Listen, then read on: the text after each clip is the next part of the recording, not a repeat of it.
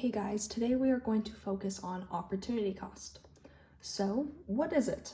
Well, it's the value of the next highest valued alternative use of a resource. This means that you must give something up in order to get something.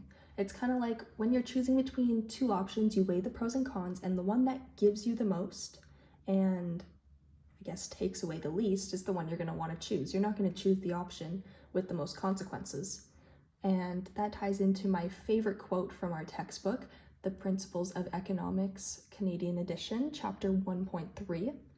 Compare the consequences of your choice with the consequences of the next best alternative. Okay, I want you guys to keep that in mind going into our example right here, okay? So, our example, Amy just moved to Edmonton for school and is deciding whether she should buy a public transportation pass or a vehicle to get to school.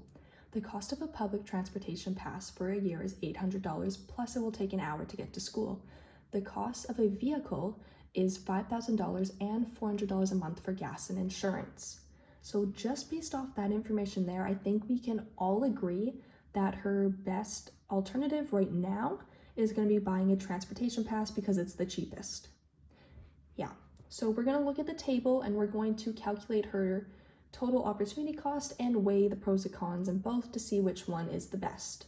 Now, when we're calculating total opportunity cost, it's going to be the cost of her choice plus the cost of the next best alternative. So this way we can see the grand total and kind of compare it back to each option to see which one looks the best.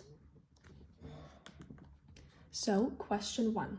What happens if Amy buys a transportation pass? Well, she'll be spending $800 a year on a transportation pass, but she won't need to buy a new car, and she doesn't have to pay for gas and insurance, but it takes her 1 hour to get to school. It's still looking pretty good. It's pretty cheap, and I think it's doable. Now, question 2. What happens if she pursues her next best alternative, which we said the next best alternative would be buying a new car. So she wouldn't need to buy the transportation pass, and it would be $5,000 for a new car plus $400 a month for gas and insurance, but it still takes only 1 hour to get to school. If both only take 1 hour to get to school, it's not an opportunity cost, it's actually a sunk cost because it happens either way. Now, last question, question 3, what is Amy's total opportunity cost?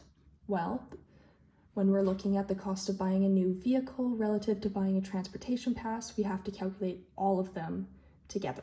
So the transportation pass is $800, a new car is $5,000, and gas and insurance for the whole year is $4,800, and this brings us to a whole total of $10,600 per year in total opportunity cost. Now, when we're looking at that total, which one do you guys think is the best alternative? Probably still the transportation pass because it's the cheapest and most effective, right? Yeah. So I hope this example helped you guys in understanding opportunity cost, and I hope you guys had fun and enjoyed it. And we'll see you next time for our next lesson. Bye.